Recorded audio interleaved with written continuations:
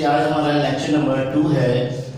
कल last time मैंने आपको लेक्चर नंबर 1 में आपको बताया था स्टेट्स ऑफ मैटर, मैटर की डेफिनेशन, मैटर किसे कहते हैं, how many types of states of matter के, मैटर की कितनी स्टेट्स होती हैं, ठीक है। और फिर मैंने आपको डिस्कस किया था मैंने आपके साथ कि सॉलिड किसे कहते हैं और लिक्विड किसे कहते हैं, ठीक है जी। आज हमारा है लास्ट स्टेट ऑफ मैटर जिसे कहा जाता है गैस। अब गैस में क्या होता है कि मॉलिक्यूल्स के दरमियान जो है वो बहुत ज़्यादा स्पेस होता है, ठीक है, यानी एटम्स जो है वो बहुत दूर दूर होते हैं और तेज़ी के साथ इनकी मोशन जो है वो देखें बहुत तेज़ी के साथ, यानी पहले सॉलिड में क्या था कि ये टाइटली पैक्ड थे, ठीक है। लिक्विड में क्या हुआ और टाइटली पैक्ड थे और ये वाइब्रेट कर रहे थे अपनी जगह पर रहते हुए, ठीक है। लिक्विड में क्या हुआ कि पार्टिकल्स जो है उनके दरमियान डिस्टेंस आ गया था और उनकी मोशन जो है वो कम थी, सॉलिड के मुकाबले में ज़्यादा तेजी के साथ मूव कर रहे थे। लेकिन गैस के अंदर क्या है कि स्पेस बहुत ज़्यादा है और ये बहुत तेज़ी के साथ, जो इस तरीके से देखें बहुत तेज़ी के साथ मूव कर रहे हैं, एक मॉलिक्यूल इधर जा रहा होगा, इनकी मोशन क्या हो ट्रांसलेटरी होती है, जिसकी वजह से they have no fix shape, यानी इनके कोई फिक्स शेप जो है वो नहीं होता और ना ही इनका कोई फिक्स्ड वॉल्यूम होता है। क्लियर हो गई बात? अच्छा, मोशन ऑफ द पार्टिकल बहुत ज़्यादा इनके अंदर काइनेटिक एनर्जी होती है, बहुत तेज़ी के साथ मूव कर रहे होते हैं, जिसकी वजह से ये एक जगह से दूसरी जगह बहुत तेज़ी के साथ स्प्रेड कर जाते हैं, ठीक है जी। और कंप्रेस होते हैं। कंप्रेस क्या होता है कि इनको प्रेस किया जा सकता है, ठीक है। जैसे हमारे पास सीएनजी गैस है, हम हाई प्रेशर के साथ क्या करते हैं, उसको कंप्रेस करते हैं और सिलेंडर को फिल कर लेते हैं। क्लियर हो गई बात? तो गैस क्या होता है कि स्टेट ऑफ मैटर की थर्ड स्टेट्स है जिसमें मोशन ऑफ द पार्टिकल जो है बहुत तेजी के साथ मूव कर रहे होते हैं, इनके दरमियान स्पेस जो है बहुत ज़्यादा होता है और इनके अंदर काइनेटिक एनर्जी भी बहुत ज़्यादा, क्योंकि मोशन ऑफ द पार्टिकल ज़्यादा है तो काइनेटिक एनर्जी भी बहुत ज़्यादा होती है। क्लियर हो गई बात? अब मेरे पास ये तीन स्टेट्स को मैं डिटेल सब बयान कर रहा हूँ, सॉलिड, लिक्विड एंड गैस। पहली चीज है, अब इसको कंपेयर करते हैं। सॉलिड में क्या है, फिक्स शेप है एंड फिक्स वॉल्यूम है। लिक्विड में नो फिक्स शेप, यानी इसकी शेप फिक्स नहीं होती है, जिस कंटेनर में आप डालेंगे वही कंटेनर की शेप बन जाएगी, ठीक है जी। और वॉल्यूम इनका फिक्स होता है। मैंने इसकी एग्जांपल आपको दी थी कि अगर आप 100 ml आप किसी लिक्विड को लेते हैं तो किसी भी चीज में डालेंगे वो 100 ml ही रहेगा। इनकंप्रेसिबल होते हैं, यानी इनको प्रेस नहीं किया जा सकता, ठीक है। और दूसरी चीज क्या है, मोशन ऑफ इनकी वाइब्रेशन कैसी होती है, पार्टिकल की मोशन कैसी होती है, वाइब्रेट कर रहे होते हैं, अपने मीन पोजीशन पर रहते हुए टू एंड फ्रो मूव कर रहे होते हैं लाइक अ पेंडुलम, ठीक है। इनकी मोशन कैसी होती है, ट्रांसलेटरी मोशन होती है, यानी ये स्ट्रेट लाइन में मूव कर रहे होते हैं और आसानी के साथ जो ये फ्लो कर जाते हैं और ये फ्लो इनके अंदर पार्टिकल्स का जो है वो इजीली फ्लो होता है, जबकि सॉलिड में इजीली फ्लो नहीं होता।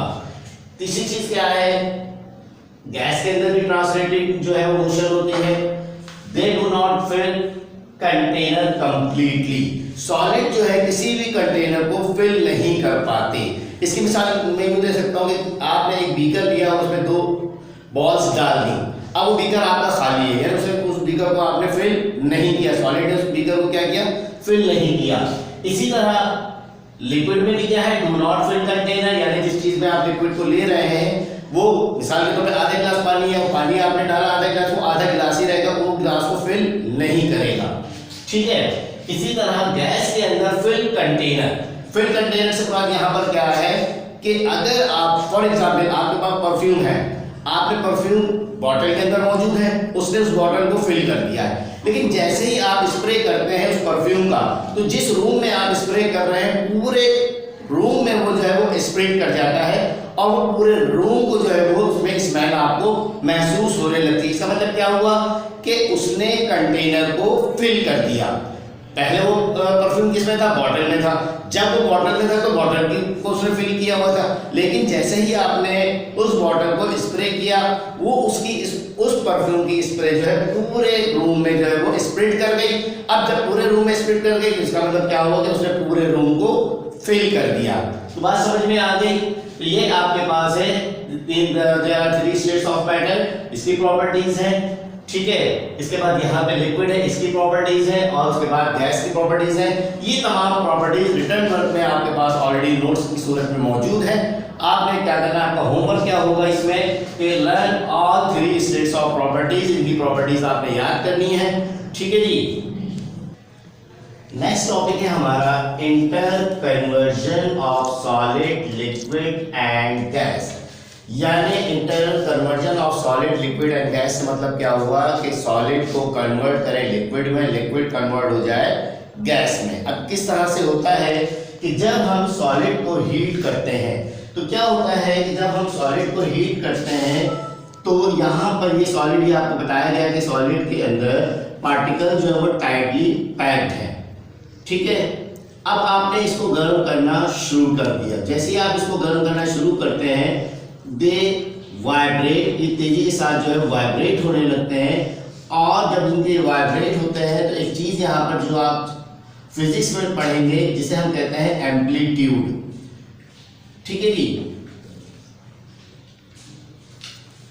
तो क्या होता है कि जैसे ही तेजी के साथ मूव करते हैं, अपनी एनर्जी जो है वो दूसरे एटम को ट्रांसफर करते हैं। जब ये अपनी एनर्जी बाय द हेडिंग अपनी एनर्जी दूसरे को, तो ये लाजमी सेकंड पार्टिकल भी क्या करने लगता है, वाइब्रेट करने लगता है। जब ये वाइब्रेट करने लगता है तो इसका एम्पलीट्यूड बढ़ जाता है। एम्पलीट्यूड क्या है, maximum distance by a body which cover it's in mean position. यानी एक बॉडी है, ठीक है, आपने इसको क्या किया, मूव करवाया, तो जितना डिस्टेंस ये ट्रैवल कर रही है बॉडी टू एंड फ्रो, ठीक है। ये आपके पास एक पेंडुलम है, ठीक है। आप ये है इसकी मीन पोजीशन। यहां पर आपने बॉडी को यहां से डिस्प्लेस किया। जैसे जैसे आप डिस्प्लेस करेंगे क्या होगा, बॉडी अपनी मीन पोजीशन पे वापस आएगी और बाय काइनेटिक एनर्जी ये बॉडी आगे जाएगी और इस तरीके से ये टू एंड फ्रो मूव करने लगती। तो जितनी ज्यादा आप इसके मोशन इसको मूव करवाएंगे, इसका एम्पलीट्यूड, ये डिस्टेंस क्या कहलाता है, इस डिस्टेंस को हम क्या कहते हैं, एम्पलीट्यूड, ठीक है। तो इसका एम्पलीट्यूड क्या होता है, इंक्रीज करने लगता है। तो जब एम्पलीट्यूड इंक्रीज करता है तो पार्टिकल्स के दरमियान डिस्टेंस बढ़ जाता है और आहिस्ता से तमाम पार्टिकल्स जो है वो अपने स्पेस जो है इसके अंदर स्पेस आने लगता है, ये अपनी जगह छोड़ने लगते हैं। और फिर क्या होता है कि इस पोजीशन को, इस कंडीशन को कि जहां पर पार्टिकल्स के दरमियान स्पेस आ जाए और पार्टिकल तेजी के साथ मूव करने लगे, उस कंडीशन को कहा जाता है मेल्टिंग। मेल्टिंग क्या है, जिसे हम अगर उर्दू में कहें तो पिघलना। क्या होता है कि जब पार्टिकल्स के दरमियान स्पेस आता है तो अपनी जगह इन्होंने छोड़ दी, जब इन्होंने जगह छोड़ दी तो ये फ्लो करने लगते हैं, यानी इनके अंदर ये फ्लो, ये पार्टिकल्स मूव करने लगते हैं और ये अपनी जगह छोड़ते हैं और ये पार्टिकल फ्लो करने लगते हैं। अब जब पार्टिकल फ्लो करने लगते हैं तो इस कंडीशन को क्या कहा जाता है, मेल्टिंग। और सॉलिड जो है वो कन्वर्ट हो जाता है किसमें, लिक्विड में। अब यहां पर आता है मेल्टिंग पॉइंट। मेल्टिंग पॉइंट क्या है कि वो टेम्परेचर के जिस टेम्परेचर पर कोई सॉलिड कन्वर्ट हो लिक्विड में, उस टेम्परेचर को क्या कहा जाता है, मेल्टिंग पॉइंट कहा जाता है। अब क्या हुआ कि जब आपने इसको गर्म किया तो पार्टिकल्स के दरमियान मोशन तेजी के साथ मूव करने लगे। जब वो तेजी के साथ मूव करने लगे तो उन्होंने अपने जो है वो स्पेसिस, उन पार्टिकल्स के दरमियान स्पेस आया और जब उनके पार्टिकल के दरमियान स्पेस आया तो वो इजीली फ्लोट करने लगे और वो सॉलिड जो है वो कन्वर्ट हो गया किसके अंदर, लिक्विड में। इसकी मिसाल हम यहाँ देते हैं आइस की।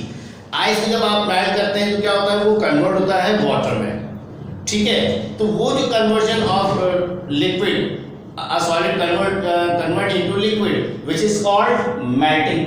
What temperature a solid convert into liquid, the temperature is called melting point. कि जिस टेम्परेचर पर कोई सॉलिड कन्वर्ट हो जाए लिक्विड में, उस टेम्परेचर को क्या कहा जाता है, मेल्टिंग पॉइंट कहा जाता है।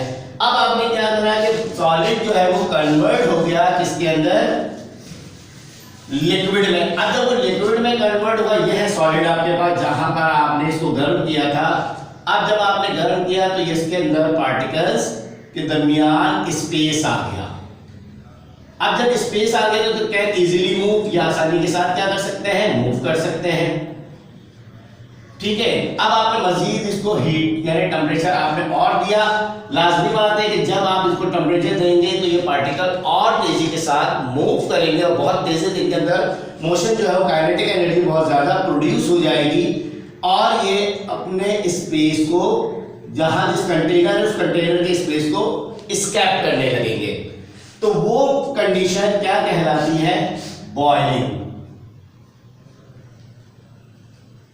यानी अब आपके पास सॉलिड कन्वर्ट हुआ लिक्विड में। अब जब ये सॉलिड लिक्विड में कन्वर्ट हुआ तो अब पार्टिकल्स के दरमियान बहुत ज्यादा स्पेस आ गया और पार्टिकल जो है वो बहुत तेजी के साथ जो है वो मूव करने लगे और इस मूवमेंट में क्या होता है कि वो कंटेनर से बाहर निकलना शुरू हो जाते हैं। ठीक है, यानी ये वेपर्स की कंडीशन में आ जाते हैं। तो अब लिक्विड सॉलिड लिक्विड कन्वर्ट हुआ लिक्विड में, अब लिक्विड कन्वर्ट हो रहा है किसके अंदर? वेपर्स में। तो ये क्या कहलाएगा? अब यानी क्या हुआ कि सॉलिड बना लिक्विड और लिक्विड कन्वर्ट हुआ गैस में। तो इस पूरे प्रोसेस को कहा जाता है inter conversion of solid liquid and gas. यानी आपने हीट दिया, बॉडी वाइब्रेट करने लगी, वाइब्रेशन से क्या हुआ? इनके दरमियान स्पेस आया, फिर मजीद आपने ये कन्वर्ट हुआ लिक्विड में, लिक्विड को मजीद आपने हीट दिया, पार्टिकल्स के दरमियान और तेजी के साथ वो मूव करने लगे और इतनी मूवमेंट बढ़ी कि वो उन्होंने क्या करा, जिस कंटेनर में आप इसको गर्म कर रहे थे उस कंटेनर से ये जो है वो एस्केप कर गए और ये बाहर आ गए। अब बाहर आ गए तो लाजिम नहीं गैस की सूरत में बहुत तेजी के साथ जो है स्प्रेड कर जाएंगे और ये वेपर्स की सूरत में बाहर निकल जाएंगे। इसे क्या कहा जाता है? Inter conversion of solid liquid and gas.